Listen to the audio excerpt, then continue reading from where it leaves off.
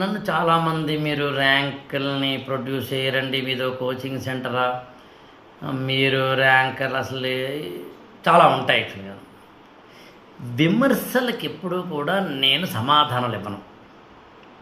ఎందుకు ఇవ్వను? విమర్శించే వాళ్ళకి విమర్శించే హక్కు ఉంది.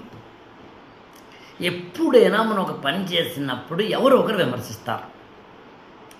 విమర్శ చేసేవారి కనుక మన ఎక్స్ప్లెనేషన్ ఇచ్చుకుంటూ వెళితే లైఫ్లో అక్కడే ఉండిపోతాం. విమర్శించేవారు ఉండకపోతే మనం డెవలప్ అవ్వం. అసలు మనలోని లోపాలను చెప్పేది విమర్శకుడే. సరే, తిడుతూ చెప్తాడా? ఇప్పుడు మన మీద మంచి ఇక్కడ దాకా పీకల దాకా కోపం ఉంటుంది. ఎందుకు ఉండదు?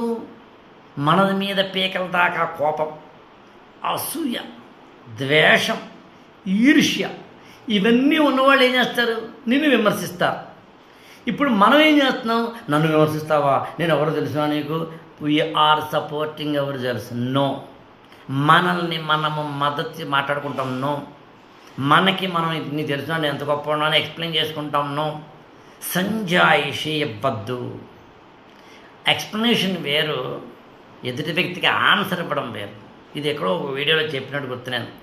అంటే సింపుల్ వేసి చెప్తాను, నువ్వు ఆ పని చేసుకుంటూ వెళ్ళు. ఎవరైనా విమర్శిస్తే విమర్శించిన వాడికి చేతులు దండం పెట్టు.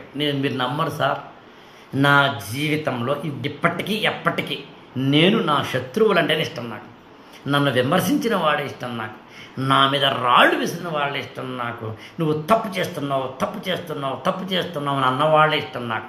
అయితే అలా అనేవాళ్ళు 3 రకాలు ఉంటారు. ఒకటి, నా ముందుకు వచ్చి అనేవాళ్ళు పరమ పవిత్రమైన దేవుళ్ళు నాకు వాళ్ళు.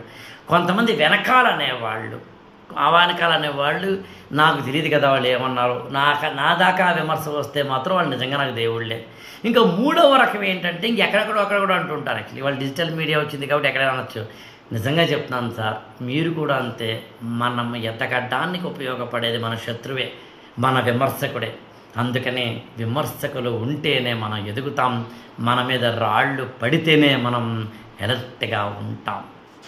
మన ఛానల్ని లైక్ చేయండి, షేర్ చేయండి, సబ్స్క్రైబ్ చేయండి.